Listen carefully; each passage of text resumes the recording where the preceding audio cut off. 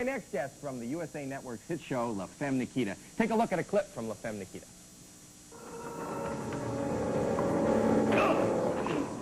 Out. Out. Tell them to leave. Tell them. You heard her. Out.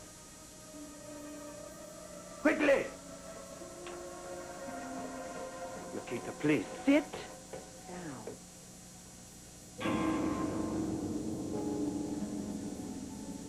If you move, I will kill you. Please welcome Peta Wilson. I want to move.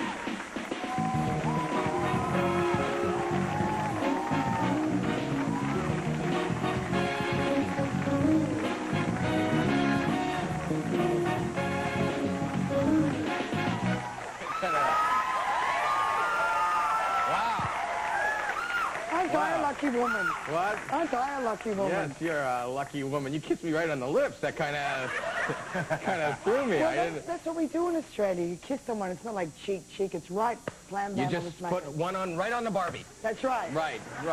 I love your voice. We call it your laughing gear. A smile. Your mouth in Australia is called your laughing gear. Your laughing gear. Wrap your laughing gear around this one, love. You get it? It sounds like something Clinton would say to an intern.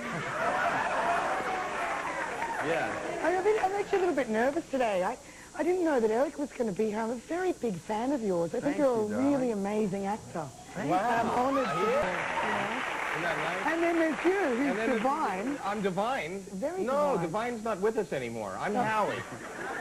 You a big John Waters fan? But you have a great voice. You have an amazing voice. Well, I was a he, and now I'm a she, and this is what's left. Why do you tell me that after you kiss me on the lips? That's not true. No, watch that's TV. not true. No, do you say that? Why? But you have a low voice. a little thrown right now. So people talk about that a lot, and I don't know, it's just always been my voice, and it was very difficult when I was a teenager because I sounded like a Peter Wilson, not a Peter Wilson. Right. Well, when you're on the phone, do people go, yes, sir, hang on a minute, sir? Yes, sir, hold on, sir. They do that? And what do you sound like when you're sick? I don't speak. I have no voice. Oh, it just goes away? It just goes away. When I'm sick, I sound like when people are sick. I sound sick. Right, but it just starts off like it's hoarse, but that's very sexy. You know, that's very sexy. Yeah, it's a little hoarse. But the film I just did with Ellen Barkin, the character's very sweet, and the voice is miraculously very soft and not horsey at all. I don't know what happened, but you acted. I really acted. You did it. So you did this film with Ellen Barkin, and what is that film? It's a thriller called Mercy, and it's basically the female version of Cruising, or Sea of Love, and she plays Al Pacino, and I play Ellen Barkin. And she's like a homicide cop, and I'm the lead suspect in the murder, and I'm also Go ahead. Modern. You're modern. She's bisexual, my character. Oh, right. So you have. Well, you right, don't see any of that, but you know, it's there. You don't see any of it? I mean, she's very sweet. She's a very sweet character. Very sweet, modern woman. Very sweet modern woman, and you'd never know. You'd never know. Now that you were acting, you have in real life. You're in love, aren't you? Real life, I'm in love. Yes. Yes. I'm in love all the time. I love love. I think love is what it's all about. That's what it's all about. They should write a song about that. All we need is love. I'm singing it, or I'm going to have to pay a lot of money for the song. I'm not going to sing. Oh, sorry. No, I'm very much in love. You are? He actually directed the film I'm in, and it was wonderful. I was on vacation in Bali with my mother, and he called me and said, I want you to do the movie. And I was, do we know him? His name's Damien Harris. You will know him. He's a very Damien Harris. Very but he comes from guy. also a famous family, right? Yes, his father's Richard Harris. And his brothers are Jared Harris and Jamie Harris, who are all great actors. So you two have been together for how long now? 8 years. 8 years, wow. Nearly a lifetime. Now, are you guys alike? Do you like similar things? We are so opposite. There's Damien and there's Peter, and he's very feline, and I'm rather masculine, and it sort of balances itself He's what? out. Feline, very feline. He's effeminate. Yeah. He's not effeminate. But, he's effeminate. He's delicate, and he's... You're going out with a delicate man? No, he's not delicate. He's Irish-Welsh.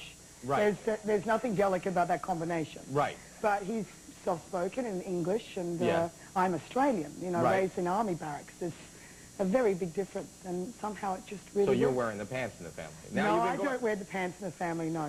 He wears the pants. Right. And he's just more quiet. See, the film is about submission and domination. seemingly a dominant person because my personality is very aggressive, and Damien would be thought of as a submissive person because he seems quite quiet and gentle. And the reality is he's the dominant and I'm the submissive. Really? And that's how it sort of works. Don't you think? So he's not effeminate? No, he's not effeminate. He's feline. Come on, he's cat-like. He's cat-like. He's delicious. Let's delicious. move on. You know what I'm saying? Let's talk about something else. He's delicious. Are you guys going to get married? Well, maybe one day. I think I'll have a child before I get married. That's always a good idea. I came from a divorced family. I came from a divorced family, and it's difficult for me to have mum and dad and then not. Right. So it's a little bit harder for me. So you figure if you give the kid not, if they end up with mum and dad, that'll be a surprise. Well, no. He's good, isn't he? He's from Toronto. He's Canadian. I don't know. You know what? When Damien, asked me to marry him, then maybe I'll get married. But let's he's not not going to pressure ask the guy. Can't pressure him. He's feline. No. You have to be the one. Now, you started a design company. Yes, it's called Psyched. Right. And it's sunglasses, watches, and running shoes. And the reason for doing it is that I want to have my own kind of school, like a Juilliard for street kids. And there's a film that I'm producing called Gardens of the Night. Right. And it's all about street kids and how children sort of end up on the street, the kids on the milk cartons. And I thought, how am I going to make this movie? I need money to do that. And I can't rely on anyone to give it to me because of the subject matter. So I've got to do something else. I don't make enough money. So the design company's come about because of that.